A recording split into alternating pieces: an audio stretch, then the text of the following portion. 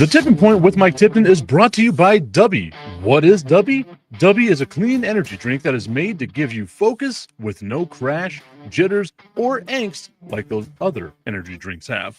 They also have no maltodextrin fillers and don't use artificial dyes. Dubby contains vitamins, amino acids, a nootropic, and 150 milligrams of caffeine. Dubby's products are made in the USA in an FDA-inspected facility that strictly adheres to GMP manufacturing guidelines. All of the flavors are unique and custom-made by Dubby, and you'll never taste our taste anywhere else. The best part about it is they're affordable. Dubby's drinks come out to about $1 per drink, much cheaper than Starbucks or any of those canned energy drinks. To learn more, visit w.gg.com/discount/MRTipton33 and place your order today. Use promo code MrTipton33 and save today. Dubby Energy, be better. Are you a fellow car guy? I have a 2008 Ford Mustang GT convertible, and nothing makes me happier in that car than when it's nice and clean. And you know who helps me get there? RevAutoCarCare.com. They help me get that pony looking as nice and shiny and ready for any of the car meetups that are all around the great city of El Paso. Spoil your car and go to RevAutoCarCare.com/Tipton and view all the inventory they have and find out what works for you to help make your ride shine. RevAutoCarCare.com/Tipton. Use promo code Tipton33 at checkout to save 15%. We all know there's hundreds of betting sites out there, but don't be fooled. Some sites are legal in some states only. Some sites pay in Bitcoin, and some sites have even been hacked. BetUS, however, has been in business for over 30 years. Future bets are paying out in the thousands, and if you act right now, you can still bet on the biggest games in sports. Visit BetUS.com, or you can click the link at nessp.info. BetUS, check it out and bet responsibly. What's going on, everybody? I want to tell you about my new friends over at Cleverman. Visit them online at becleverman.com.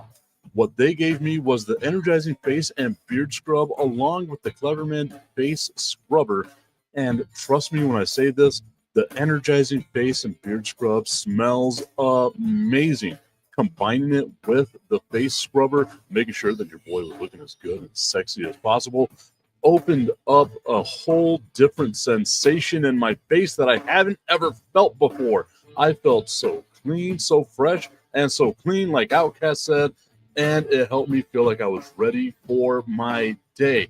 Make sure you visit them online at becleverman.com and follow them on Instagram at clevermannyc. The link is up in my bio if you want to check out all the amazing products they have. Visit them online, becleverman.com. Look, I can't help but think that now might be a good time for a little fire and ice. Please, do not know. There's never a good time for fire and ice. What happens when you mix fire and ice? Warm water, baby. It's bubbling, baby. Warm water. Warm water.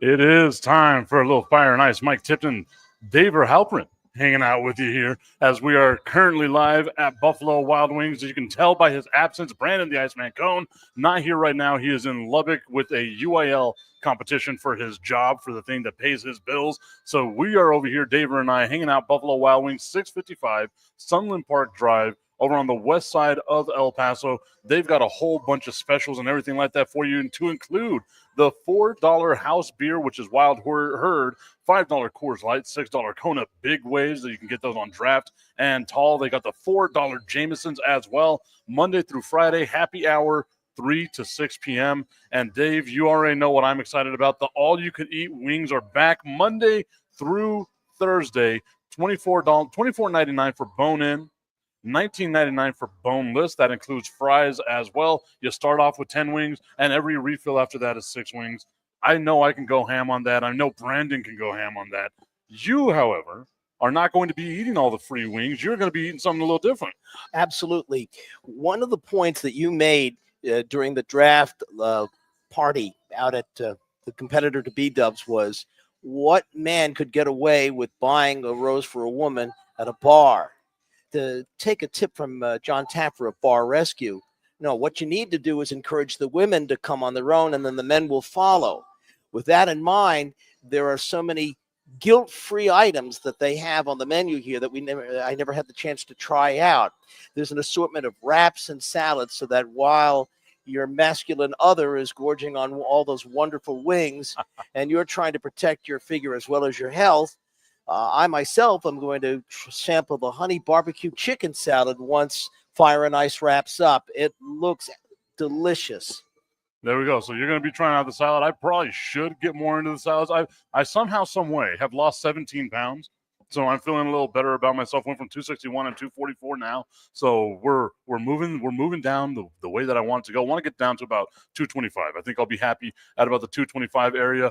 Our guy, Augustine Pimentel, excited that Daver is a part of the show. Thank you. Put out a comment. Daver with a whole bunch of exclamation points.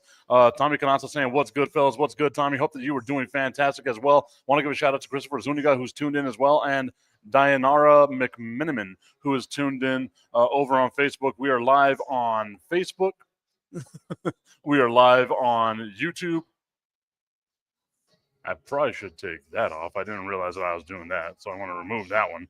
Not going to be live on National Stream Sports. Got to remember, I don't have a show on National Stream Sports on Saturday, so I just get so used to clicking buttons and doing all that kind of stuff. But nonetheless, we are live over here, Buffalo Wild Wings, the west side of El Paso, 655 Sunland Park Drive. Tommy Canazza saying that I'm going to be eating chicken nuggets because I'll be going after the boneless wings. There you go. If it's adult chicken nuggets, I'm fine with it. You will not bully me, Tommy Canazza, into. Well, today I don't have to worry about touching a whole bunch of equipment, and I'm not going to be eating while we're live on air, so I will be maybe dabbling in the bone-in wings as well because I am a big fat guy. I like getting messy. There's just sometimes you get, you know as well as I do, you've had facial hair for a while. You don't like getting sauce in your mustache. At least I don't. It gets nasty and sticky. Mine is just gross. I don't know why I keep a beard. I should probably just shave to begin with. But nonetheless, we have right now round 4 of the NFL draft. Yesterday, everyone could have said, except for our guy Augustine Pimentel, who said, what if Shedeur Sanders falls down to the 4th round? Shedeur Sanders, Mel Kiper Jr.'s best quarterback in the NFL draft, looked over in the 1st round. A lot of people, myself included, thought that he wouldn't make it past 21 to the Pittsburgh Steelers. Doesn't get drafted day 1. Day 2 comes along, I say to myself, maybe Cleveland, Vegas, all these other teams that need a quarterback. Ultimately, at the end of the day, 5 quarterbacks go off the board before Shedeur Sanders, Deion Sanders' son, goes off the board. He's still available, which is, at least from what I can see right now, I was getting stuff set up, so I don't know just how, if he's been drafted just yet. I feel like I would have gotten an alert at that point in time, as I see that our guy Brandon, the Iceman Cone, is tuned in right now as well. But Shedeur Sanders, as far as I know, unless someone can help me out here, hasn't been drafted yet. Tommy Canazza saying that he's still there in the 4th round. Daver, a lot of the stuff, and I think you and I kind of spoke about this as well, was he went in and he bombed the interviews. Ouch. Just absolutely showed up, bombed the interviews. But my question to this is, if people like Johnny Manziel, who has my God, Johnny Football. Yeah. He was one person in college and another in the NFL. Exactly, and a lot of that was based off of the fact that he had a lot of immaturity, right? Like that was a big thing, immaturity. Goes out and parties, doesn't look at the playbook, doesn't do all these other things. If Baker Mayfield can, evade the cops and get arrested weeks before the draft, like just any of that stuff. But they still get drafted in the position that a lot of people expected them to get drafted. I could only imagine how bad these interviews had to be for that to be the downfall, to go from being the best quarterback in the draft to potentially not even drafted in the 4th round. Ouch. And it really makes you wonder what he could have said. Like, if how he was presenting what he said. Look, as you pointed out, NFL is a business, and unfortunately that includes how well you handle any kind of media, social or otherwise, as well as the native talents that got you into the game in the first place. And that's the thing, is it can't just be hubris. Nope. That makes him fall this far, because again, you have questions. And the NFL has shown us in the past, it doesn't matter how many questions you have.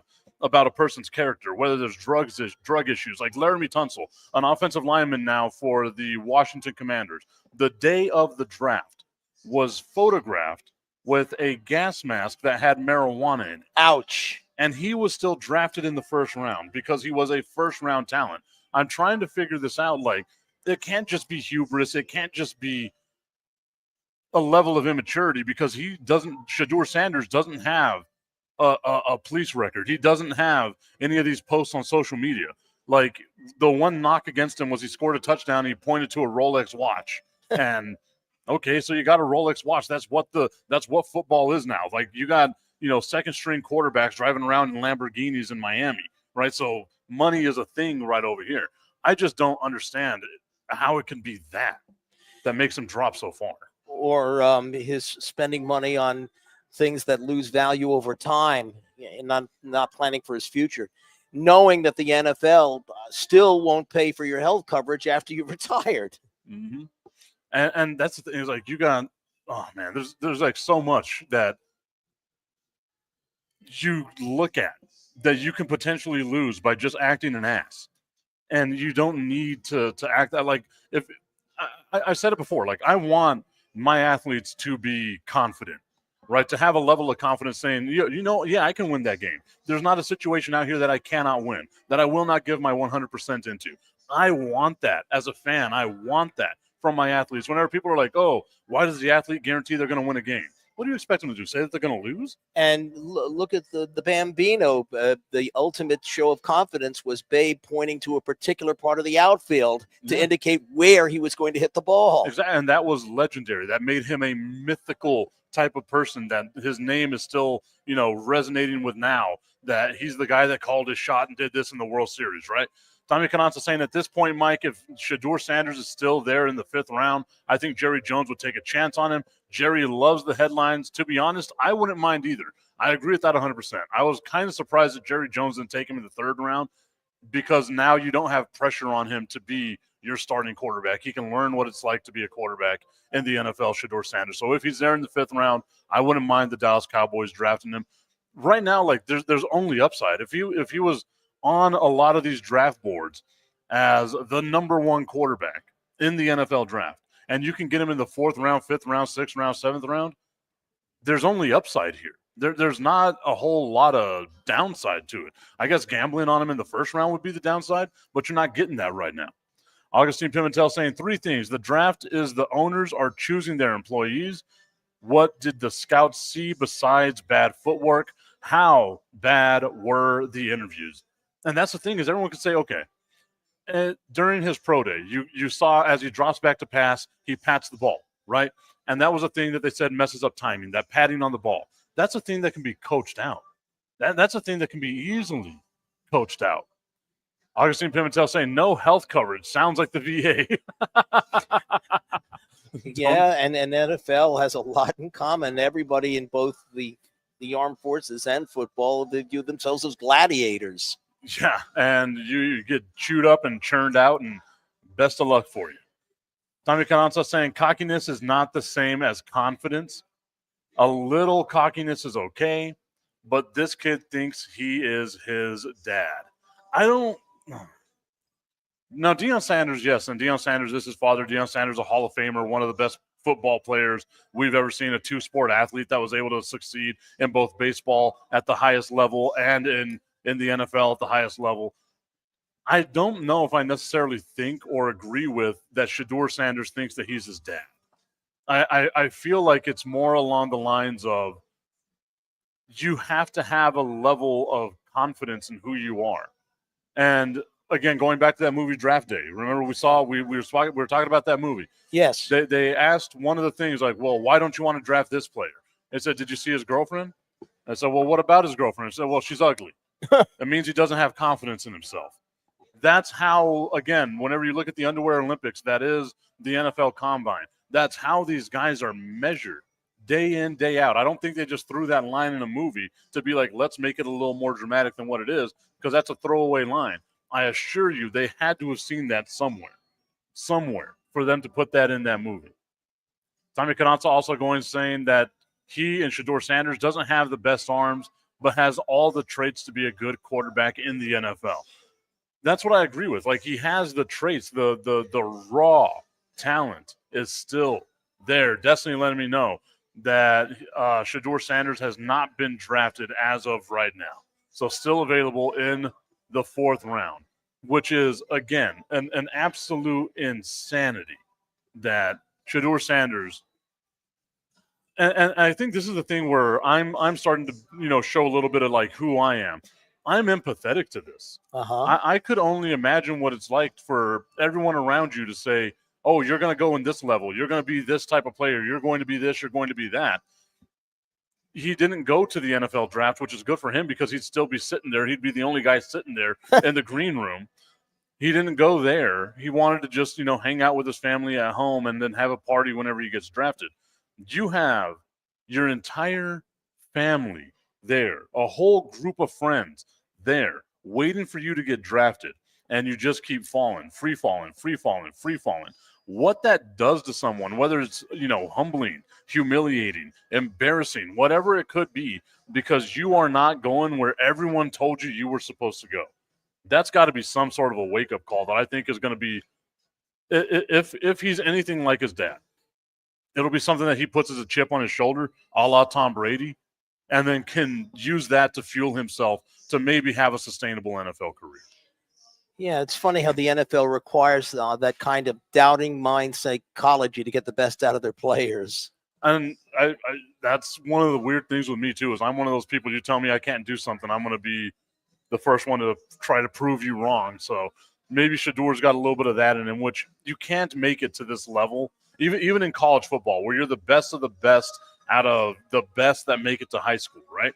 Even in college, that 1% that play in college, you have to have a level of confidence, a level of, I'm going to show you MFers that this is who I am. And I feel like that's what maybe Shedeur Sanders can have. Like, I hope this lights a fire under him. I don't pray for the downfall of somebody. I hope this lights a fire under him and that he's able to make something out of it. But if it destroys him, because it can, it really can destroy him. If it can destroy him, I'm not taking any victory laps on this. I know Augustine was like, oh, hey, look at me, I'm right. That's not something I want to be right about. No. Watching someone's career basically go up. And most importantly, you want that person to want to work hard to achieve. It's not something you can really motivate anybody to do. Or as I've often said, the best way to persuade somebody to do something is mention something they happen to be doing in the first place. It's all about the psychological games that they play with it, right, David? Yep. It's all about that. Augustine saying at the end of the day, for all the teams to have passed at least 3 times is something to talk about. What did the scouts see? I don't know if it's necessarily the scouts. I mean, there you go. The Cleveland Browns have drafted Shedeur Sanders out of Colorado. So, man, getting him in the 4th round, good for him. I thought that they were going to do that in the 2nd round. Yesterday, they still get him. They had a couple of picks. They were able to get him. And maybe but that's weird. That's such a weird one, because yesterday they drafted Dylan Gabriel in the 3rd round. So now Cleveland's going to have Dylan Gabriel, Kenny Pickett, Shedeur Sanders, and Deshaun Watson, all 4 of these quarterbacks that don't have the strongest arm and all have a little bit of knocks on them. Now it feels like Cleveland is starting to become the island of misfit toys. Oh, well, here's the thing, and it goes to Moneyball. Will 4 quarterbacks of the lower caliber actually cost the team less than 1 superstar? Well, and that's the thing is, even though they are 4 quarterbacks of a lower caliber, the Cleveland Browns are in salary cap hell because of how much money they're paying Deshaun Watson. They gave him a 5-year, $232 million guaranteed contract. Oh, man. And even though he's been hurt, even though he's had the sexual assault allegations, even though all this stuff, it's such a huge contract that they cannot move. So no matter what, it's going to be a huge weight in that locker room for at least the next 2 years, as you have a guy who cannot perform with a guy who everyone said couldn't perform in Kenny Pickett. Now with Dylan Gabriel, who everyone says doesn't have the strongest arm. Now with Shedeur Sanders, who everyone says doesn't have the strongest arm. It's interesting. Like, I get why Cleveland would do it. There's, again, to me, a ton of upside here. But you've already kind of alienated him by not drafting him yesterday and drafting a lesser quarterback. To every single NFL analyst that was out there, they were questioning why you would draft Dylan Gabriel ahead of Shedeur Sanders. So here's my big question. With these 4 quarterbacks being drafted, what does their offensive line look like? Because if they don't have the talent, they're going to rely more on the weapons to protect the quarterback. And that's going to be the thing with the Cleveland Browns is now, man, like, They did well at the beginning part of the draft. They went out, they got themselves. Let me look up who the Cleveland Browns drafted here. Shout out to Adriano Lewis, who has tuned into the show. But I believe the Cleveland Browns, David, they went out, they addressed their defensive line because it's all about getting pressure on the quarterback. And I want to say they might have gotten themselves a linebacker and then maybe a wide receiver, but I got to double check on what the Cleveland Browns have done here in the draft. Riveting audio as I'm fumbling through my phone, trying to figure out what it is that the Cleveland Browns have done. The first question that comes up whenever you type in Cleveland Browns is, why did they draft Dylan Gabriel ahead of Shedeur Sanders? Oh, that's hysterical. As they just drafted him right now. Man, that's wild that it goes that far. So Mason Graham, the defensive lineman, is who they pick. Carson Schlesinger, a linebacker out of USC or UCLA rather, is who they picked. Quinshon Judkins, a running back out of Ohio State, is who they picked in the second round as well. The trade pick that they got from the Jacksonville Jaguars in the trade that was made on draft day 1. Then they go out and get a tight end in Harold Fannin Jr., arguably one of the better tight ends, better receiving tight ends. So it's going to be someone to help them out as they have David Njoku getting older in age. He's also been having issues with injury. They still don't have any major wide receivers. I don't think you're trusting Donovan Peoples-Jones or anybody like that to help them out. Then they get Dylan Gabriel from a trade that they got with the Buffalo Bills to get that draft pick. And then today, Shedeur Sanders. Now I got one other question with these 4 quarterbacks that are at the lower end of the skill set. Are they able to run? In other words, if they don't get protection, are they able to gain and capitalize on yardage? Look, even Patrick Mahomes couldn't do that when he didn't have the offensive line. And that's what it comes down to is offensive line. I would have figured with Cleveland that they would have tried to build the team inside out. Like, I like the defensive picks. The running back, I guess you kind of make up for if you lost Nick Chubb. So you kind of need a running back, and I was expecting them to go after depth on the offensive line. Drafting back-to-back quarterbacks in the 3rd and 4th round, that's a huge question. Tommy Carranza or actually Augustine Pimentel saying that Cleveland will use Sanders as a trade chip. I don't think that's the case, though, because you just saw the kid plummet, right? He goes from being drafted number 3 overall to being drafted number 130 something, right? Like or 1 something. Like he was, it was a free fall for him. So I don't know if there's any real trade value that you can get out of him. Dylan Gabriel and Shedeur Sanders, I don't think there's any real trade value. And I thought that the draft was all about investing in your team, not going to the craps table. Well, I mean, it kind of feels like it's the craps table half the time, to be honest with you, because you never know. And right. What I love about the NFL draft is that you get to see the dreams coming true. Unfortunately, we got to see someone live their nightmare. Yeah. Right? Like the free fall that he had. But we have no idea who's going to do what. Like Johnny Manziel, you draft him in the 1st round. You think that you're going to get the Johnny Manziel that you got in Texas A&M, and he winds up being out of the league in 2.5 years. The same thing with Tim Tebow. You got a 2-time national champion, a Heisman Trophy winner. But the one thing you forgot to realize is the kid can't throw the ball.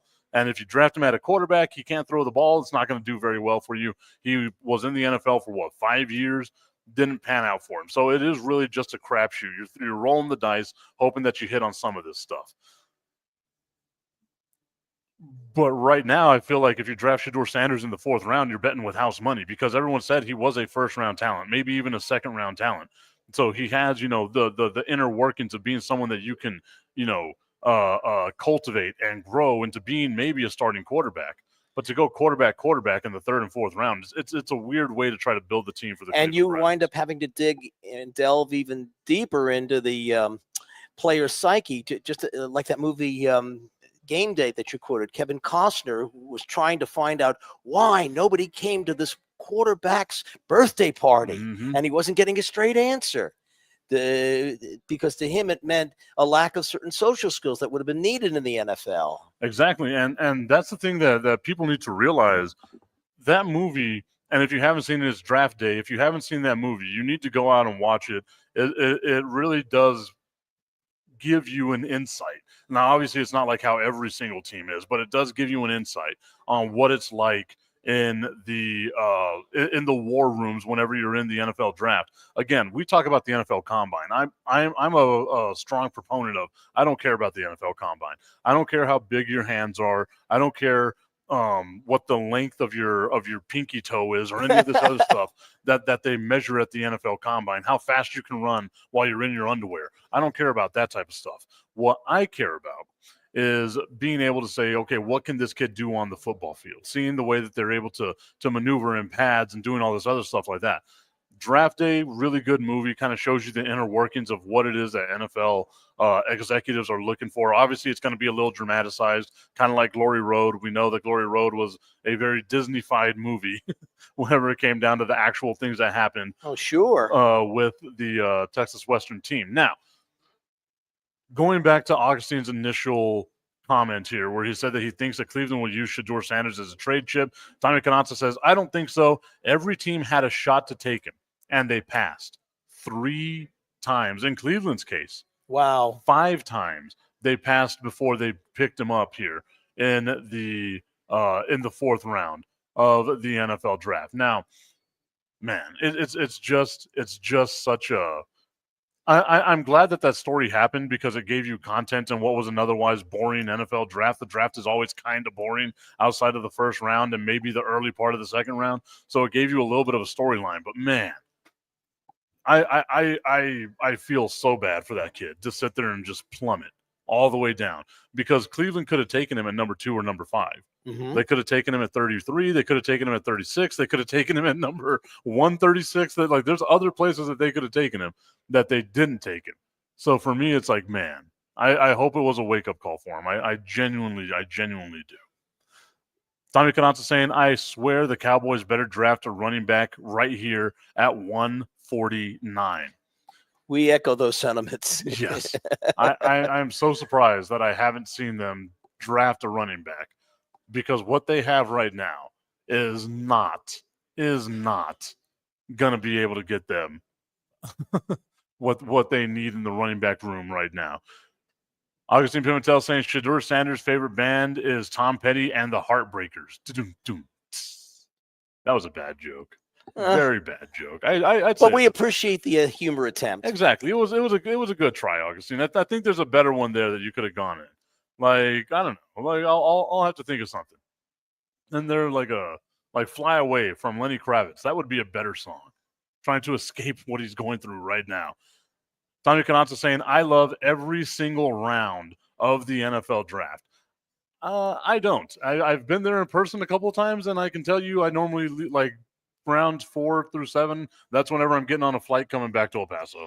So. Especially with how many connections you have to make to get to the Sun City. Oh, man. Could you imagine what it would have been to get to Green Bay from here?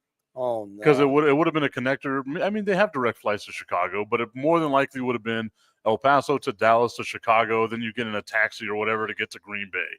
And that would have been a GD nightmare. So there's a part of me, again, like I was looking at the crowd yesterday. I'm looking at the crowd today. It looks like it's a little warmer today than it was yesterday. Yep. But Thursday night, Friday night, it looked like it was absolutely freezing, and it looks like a place that I wouldn't want to be. Now, whenever I was in Kansas City, it was a little dreary. It was a little rainy, but I got to see Motley Crue do a sound check, which felt like a concert specifically just for me and like 50 other people because they went through their entire set list. Nice. At that sound check. It was awesome to be able to see that. And again, obviously, this is Motley Crue in 2022, not Motley Crue, or actually, I guess 2023, not Motley Crue from the 80s, so they didn't sound the same, but man, it's still Motley Crue. Yep. And I also got to see Fall Out Boy with their with round 1 of the NFL draft over there in Kansas City as well. Augustine Pimentel saying, you guys don't get humor because I'm free falling. Okay. You could have said that was his favorite song. I'm free falling. Like that would have made more. The first thing you give me, because again, I think this is a generational thing. I think Tom Petty and the Heartbreakers. I'm thinking Last Dance with Mary Jane. That was a song that was really popular whenever I was a kid. Yeah. So for me, that's the first thing I went to. I didn't think it was Free Falling. But I mean, yeah, that's good. Augustine, I am contrite. You are right. Your joke was moderately funny. Yep, we'll give you the bonus points. Yeah, a little bonus. We went back, we looked at the grade, we regraded it. Instead of giving you a 65, we gave you a 70. That's what we did. You are now passing. Your humor is passing. Tommy Cananza saying you have Deshaun Watson, Joe Flacco. I forgot about that. Kenny Pickett, Dylan Gabriel, and Shedeur Sanders. 5 quarterbacks in there. Now, it makes me wonder if the Cleveland Browns are going to move on from Deshaun Watson, a la what we saw the Denver Broncos do just a couple of years ago, right? Mireya Reyes saying it was hilarious, Augustine. She's on Team Augustine right here with that pick or with that joke about the free falling. Augustine asking, did they cut away to Sanders when he got drafted? I didn't see that. I don't think that they had a camera over in his house. The Dallas Cowboys taking running back Jaden Blue. Look at that. They took a running back. Let's hope Jaden Blue can actually do something. He's going to look good in blue. Augustine saying that we are grading on a curve. We are 100% taking grading on a curve over here. From our mouths to God's ears, finally the Cowboys make a pick that makes sense. Tommy Cananza, even though he wanted a running back, says they took a running back, but they took the wrong one. Ooh. So now, Tommy, I'm asking, what running back did you want them to take? Because he seems to be a halfway decent receiving running back, and I think that that's more or less the way that the NFL is moving on in the direction that they're moving as well. Remember, everyone, we are live over here at Buffalo Wild Wings, 655 Sunland Park Drive on the west side of El Paso. Come on out. They have the $4 house beer, the Wild Herd, $5 Coors Light, $6 Kona Big Waves. You can get those draft, and there can be tall as well. $4 Jameson shots, happy hour Monday through Friday, 3 to 6 p.m. They have the new sandwiches. We've tried all of the new sandwiches. They're very the good. Chicken parm melt, the beer cheese cheesesteak, the beer cheese chicken cheesesteak. I had that one last week. That one was absolutely fantastic. Then remember, Monday through Thursday, the brand new all-you-can-eat wings is back. $24.99 for bone-in wing, $19.99 for boneless wings. Price includes fries, so the fries are included. You start off with 10 wings, and you refill with 6 wings. This is going to last all the way through June 26th. So you got a little over, actually, no, 2 months. 2 months to the day. You got 2 months to the day to get in there. 8 total weeks that you can get all-you-can-eat wings Monday through Thursday. David, you're going to be checking out one of the salads today. What's that salad again? The honey barbecue chicken salad. It just sounds so Tex-Mex to me. I had to try it. The honey barbecue chicken sandwich, that does sound or salad rather, that does sound absolutely, even in a sandwich, that sounds good. Yes, it as does. well. Damian Martinez is the running back that Tommy Cananza wanted the Cowboys to take, and then saying, how can they move on away from Watson? What would it be for the hit to the salary cap? So I know that it would be a huge hit. Let me look up what Deshaun Watson's contract is.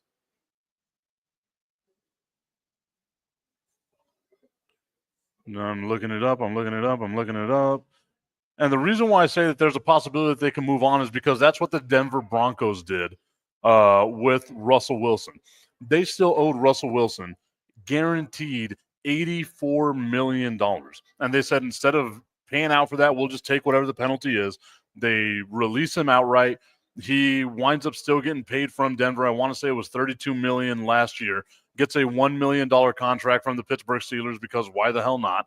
The Broncos still have to pay him, I want to say $25 million this year, but it's less than what they would have had to pay him had they kept him on the roster. Wow. And I think that that's what Cleveland can do with Deshaun Watson right now. I am looking at his contract. If right now they keep him, it's a $35.9 million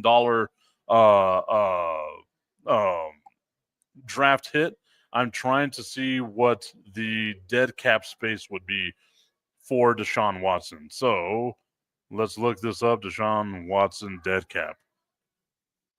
There we go. Oh, man, that's going to be hard. But remember, that answer is coming from AI, so that may not be accurate. Oh, man, yeah. You know what? That's right. I gotta look into that. Let's see. Here we go. Nope, it was right. Oh, my Lord. Okay, so for 2025, his cash payout is $46 million. His salary cap hit, his actual cap hit is $35 million. If they were to release him, it would be $120 million dead cap space that they would have to try to navigate for 3 years. So basically $40 million each year for 3 years that they wouldn't be able to spend. That seems like it would be a bit much to try to bite off right now. Man. So again, and that goes back to the bad contract that they had with Deshaun Watson. Augustine Pimentel asking, are we getting the Just the Tip song? Nope, that's only Monday through Friday, my guy. Only Monday through Friday as far as Just the Tip goes.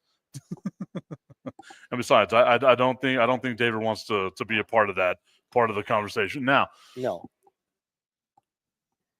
$120 million. $120 million if they tried to get rid of him.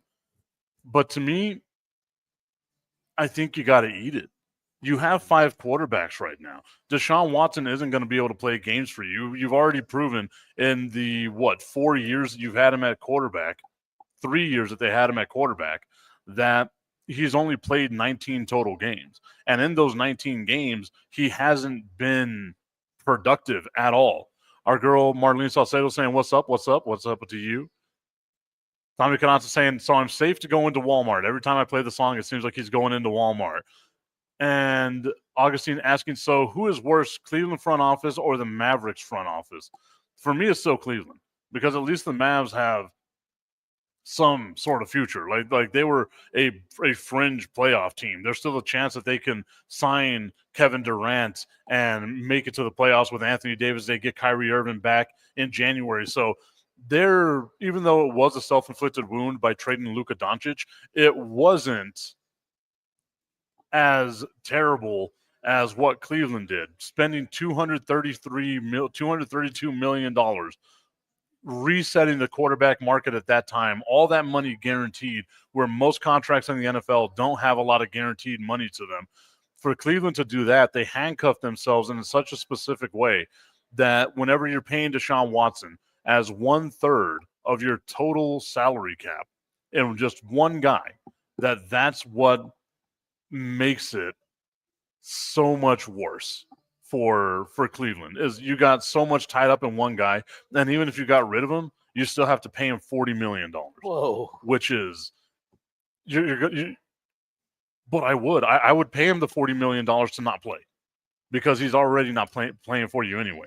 So right. why not try to find a way to get rid of him, do something else, and maybe have some of these new people that you just drafted, right? Like, again, you got 5 quarterbacks. Joe Flacco, Deshaun Watson. We'll pretend that Deshaun Watson is out. Kenny Pickett, Dylan Gabriel, and Shedeur Sanders. One of those 4, if you got rid of Deshaun Watson, one of those 4, chances are they can win you a couple of games. So but what amazes me with the NFL is the cost to get it right is so staggering. And that's the thing, is Cleveland was a playoff team whenever they signed Deshaun Watson, and Deshaun Watson was coming off a 1.5-year suspension due to sexual assault allegations and things of that nature. And the last season that he played, he was an MVP candidate. He was like top 3 in the MVP voting. So you were hoping that you would get that guy back. But you had a quarterback that took you to the playoffs, that took you to within a play of beating the Kansas City Chiefs the year the Kansas City Chiefs won a Super Bowl, and you let Baker Mayfield walk away. Baker Mayfield has since taken the Tampa Bay Buccaneers to the playoffs twice, and Cleveland has gone off the deep end. One contract, one signing can ruin a team for years. We're talking about year 3 now of this experience with Deshaun Watson not panning out. I guess it's actually going to be year 4 coming up of this experience with Deshaun Watson not panning out. And if you got rid of him, it would cost you $120 million because you guaranteed this guy all his money. That is wild. Augustine Pimentel asking me which is worse, UTEP's athletic director or the Cleveland front office. I will abstain. I will abstain from answering that question. The very rare time I plead the fifth, but it's UTEP. Tommy Canazzo saying the Mavs for sure is the worst in history of all sports. The Trump admin is more competent than the Mavericks front office. Oh, wow. Oh, man. Tommy is a Dallas Mavericks fan, so he's hurt. They traded away the franchise. Dallas is back on the clock. They took Shamar James, a linebacker out of Florida, and I think that's what they needed to do. I think they needed to take, again, help along offensive line, defensive line. You got to build this team inside and out. Dallas's linebacking core was not that great, so I'm not mad at the pick. I think they're doing exactly what they need to do. They address the offensive line by getting our guy Tyler Booker, who took the entire air out of the other place that we were at on Thursday.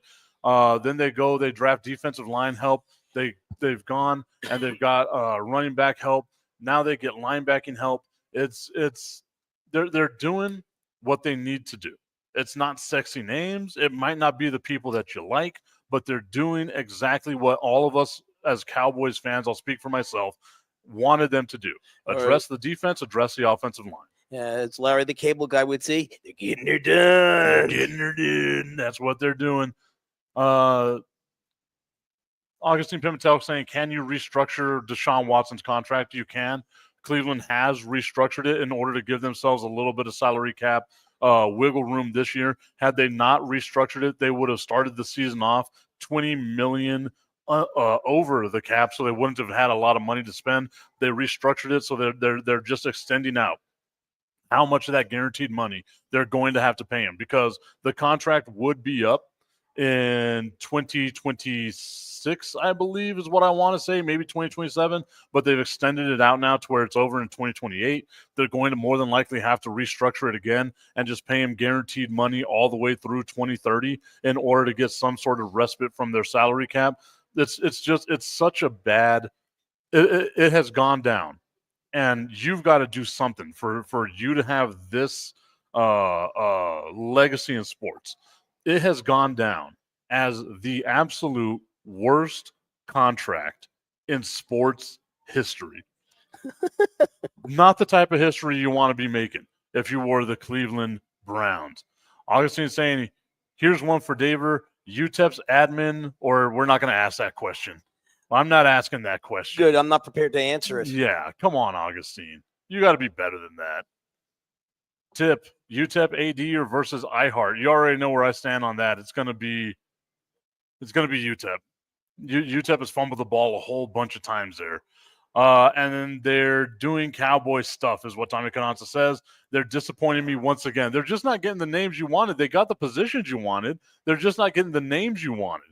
I think it would be – I think I'm fine with it, right? Like, again, it's not sexy. The draft is very rarely sexy.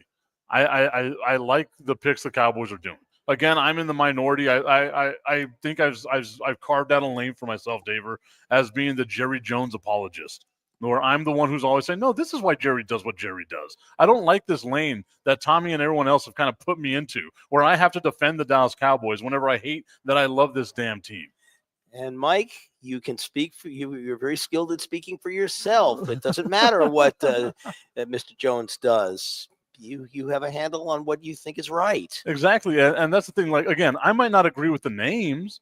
I agree with the positions that they're getting. Yep. And they must see something in these positions that they're saying, okay, this is where we want to draft these guys at, right? Like Tyler Booker. He put out an interview the other day where I said, okay, I'm in. I'm in. I wish they would have played that interview prior to us watching him get drafted. He basically said what he loves about football is making other people not love football anymore. I was like, that's a good answer. That's a guy that I don't think I want to come across that guy, right? Like, then this was his quote. You see people get ready for the game. They're listening to their hype music. They're taking their pre-workout. They're doing all that stuff. They got a smile on their face until they see me. And then quarter after quarter, play after play, I just start seeing the smile come off their face. And that's what I love about football. It's like, you know what? I'm in. I'm in with you. I am 100% in with you. You want to be the guy? I am with you now on it. Again, not the names that people would associate it, but this is what we said as fans coming in. They need help at wide receiver. They need help along the offensive line, along the defensive line, and on the linebacking core and at running back. They just drafted a running back. They just drafted a linebacker. They got help on the offensive line. They got help off the defensive line. They've done everything except get a wide receiver, and there are still some wide receivers in free agency that you might be able to get now that you have a whole picture of who your team is going to be. If the Dallas Cowboys were to bring back Amari Cooper, I'd be happy with that. You need a number 2 receiver, and I don't know if you're going to be able to get a number 2 receiver at this point in the draft. So here's my question. How is the Dallas Cowboys coaching situation? Because even if they're picking the right positions, is there a chance that who they picked can be pulled up? Well, and that's the thing, right? So whenever you draft certain players at certain spots, if it's like if it's a first round draft pick, they're playing right away. You are plugging them in because you're paying them too much money for them to be sitting on the bench. So you're doing everything you can for them to be right away. They are in right away. Second and third round, those are your guys that you might have to develop them, but they're going to be getting playing time. Fourth round, same thing. You're going to develop him. He's not going to get as much playing time as your second and third rounders. Fifth, sixth, seventh round, those are guys that are just there to fill out your roster. Worst case scenario, break the glass. We're bringing these guys out to help put out the fires, right? That's kind of the way that you build your roster around the rookies and stuff that you draft. First round draft picks always have all the pressure on them because you need to come in and do good for the team right off the bat. And that's why drafting a quarterback in the first round to me is always so hard, especially when they go to a bad team. Wow. Yeah, because you're unfairly putting pressure on a quarterback to save your franchise when the franchise is drafting number 1, number 2, number 3, number 4 overall because they are exponentially bad, just incrementally bad. Which means the way that you're coaching is coached by fire. You hope that the best player can provide a great example for all the amateurs. Mm-hmm. Yeah, and that's the thing, right? So like you make sure you have a balanced out team. You have enough veterans along with enough young players that you can bring everybody up and hopefully, throwing crap against the window and see what sticks. That's how they're coached. That's what every season is. You put them together, you hope for the best. And sometimes you hope for the best and people get hurt and you wind up being 7-10 and you're the Dallas Cowboys of 2024. Augustine Pimentel saying, Tommy, isn't 30 years of disappointment? 30 years of disappointment since the Dallas Cowboys have last won a Super Bowl. Once again, I was an 11-year-old child the last time the Dallas Cowboys won a Super Bowl. Tommy Cananza saying they're drafting the way they approach free agency. They're drafting a bunch of depth players, no stars. I'm good with Booker as I need to remember how to read the name. I have it in the back of my head. I need to find the name and read it again. He says he's terrified of the name. I got to remember the kid's name. So I'm going to look it up here for the Dallas Cowboys.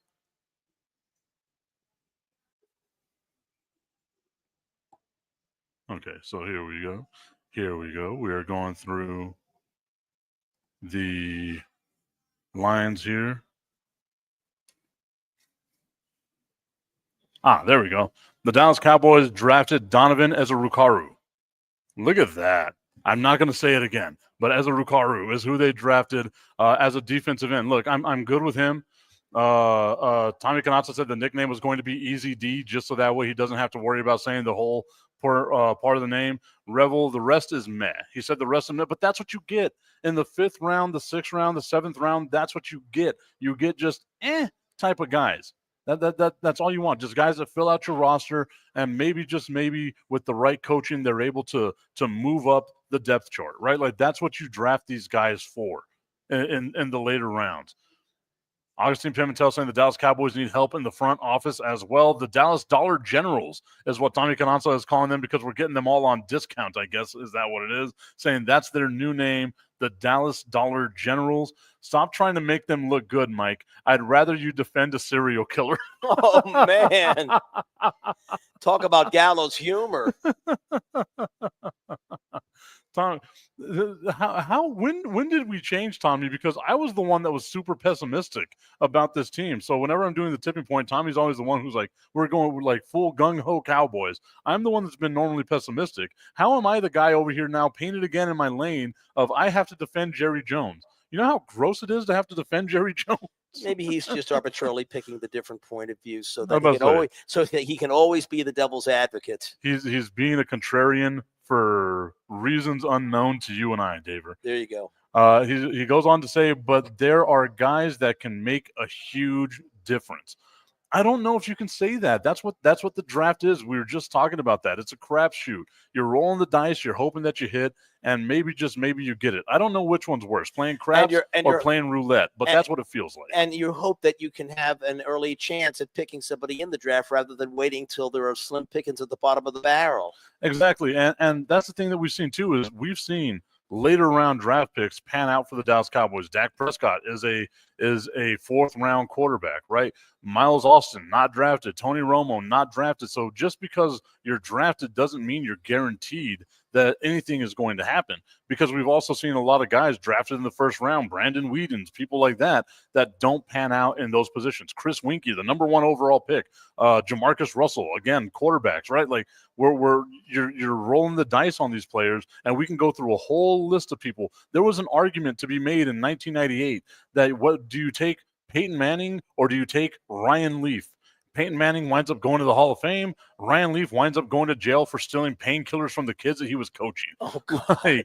Like there's just no way that you can guarantee the fact that you have both of them in the same sentence at one point in time of who you're going to take, and they have these two different paths, shows you that really, in all honesty, the NFL draft is just, once again, what I love about it is that you are trafficking in hope. You are hopeful. You're watching dreams come true, and now it's up to the players whether or not they have the actual God-given ability to do it, or if they have the right coaching staff around them to help build them up to get them where they are. There are no guarantees in the NFL draft. Mm-hmm.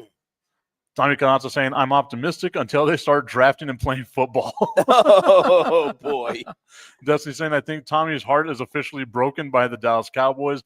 Tommy going on to say, other teams draft stars in later rounds too, and that's what's happening while the Cowboys are taking guys that'll fill their bench for the next 4 years and then move on.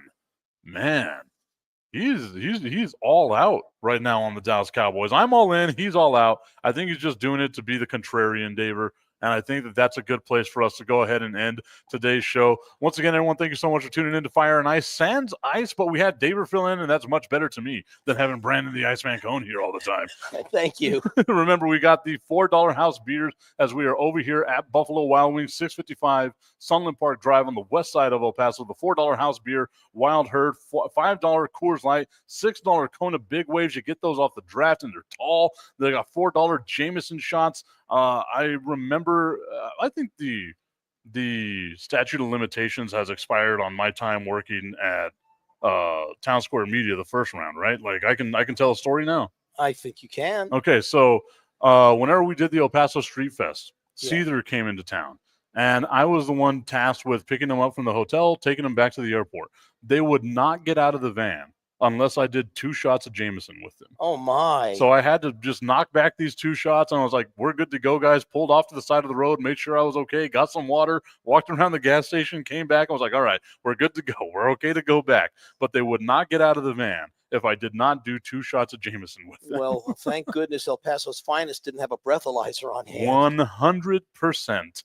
But again, we're out over here, Buffalo Wild Wings on the west side of El Paso. I appreciate you all for tuning into today's show. We'll be back next week. Maybe Brandon will be back next week as well. I have no idea. We've done 5 shows. He's missed 2. Well, I guess the other 3 will have to be Donald Trump's understudy. Sometimes we'll have to have that guy show up every now and again. All right, everyone. Once again, thank you so much. We'll see you all next week. That was fun.